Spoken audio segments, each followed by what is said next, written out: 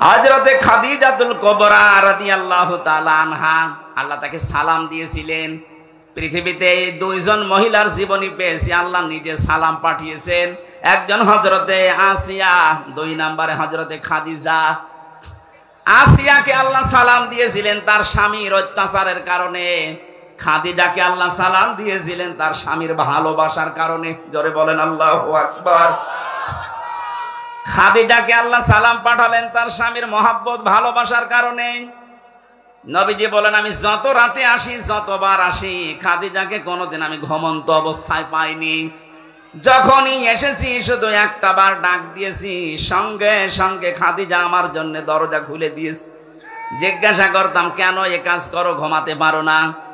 খাদিজা আমাকে প্রতিবার শুনিয়েছে, স্বামী আমার, আমি জানি আপনি দিনের কাছে বাইরে থাকেন, দিনের প্রসারের জন্য আপনার পেছনে 24 ঘন্টা মানুষ লেগে আছে, কখন কোন ক্ষতি হয়ে যায় এই টেনশনে আমার তো ঘুম আসে না। আপনি যখন আসবেন পরিশ্রান্ত ক্লান্ত শরীর নিয়ে আপনি বারবার ডাকবেন, আমি যদি আরামে ঘুমিয়ে থাকি উঠতে দেরি হয়ে যাবে, বেয়াদবি হতে পারে। এই কারণে যতক্ষণ না আসেন ততক্ষণ পর্যন্ত ঘুম লাগলো আমি বিছানায় না ঘুমিয়ে দরজার সাথে হেলান দিয়ে ঘুমাই।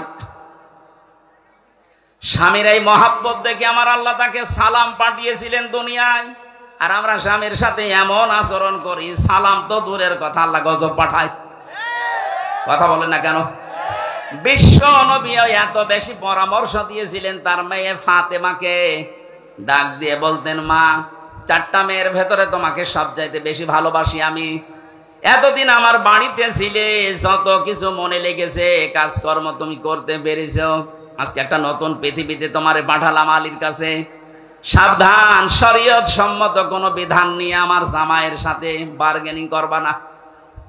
শরীয়তের ভেতরে থেকে যদি আমার জামাই হযরতে আলী কোন বিষয়ে তোমার উপরে মন খারাপ করে, এই অবস্থায় যদি তোমার মরণ হয়ে যায়, আমি নবী হয়ে বলছি তোমার জানাজায় বাবা হয়েও যাব না।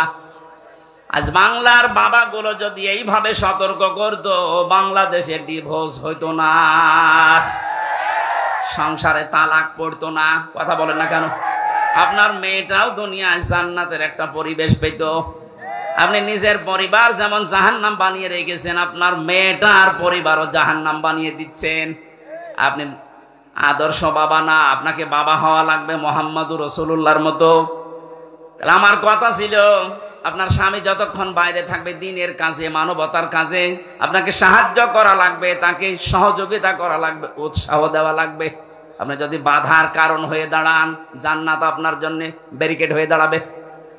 4 নম্বরে বেশি স্বামী যা আদেশ করে ওটা যদি জায়েজ হয়, স্বামী যেটা চায় ওটা যদি জায়েজ হয়, স্বামী যেটা পছন্দ করে ওটা যদি জায়েজ হয়, আপনার জীবন থাকতে ওটা মানা লাগবে। এই 4টা কারণ পেয়েছি আমি তিরমিজি শরীফে। এখানে যত মহিলা এসেছে 5 ওয়াক্ত নামাজ আর রমজানের রোজার পাশাপাশি আমার আল্লাহ 4টা কাজ তাদেরকে করার তৌফিক দেন। বলেন আমিন। জীবননগরবাসী আরাফ নামক স্থানে মা বাবার সাথে বিয়াদবি করার কারণে আপনি দাঁড়িয়ে আছেন। নবীজি বলেন এরা জাহান্নামেও যাচ্ছে না। সাহাবী বললেন কেন? নবীজি বলেন এই মানুষগুলো আর যাই করুক না কেন দুনিয়াতে, এরা ইসলামী আন্দোলন করতো, ইসলাম কায়েম করার জন্য এরা চেষ্টা চালাতো।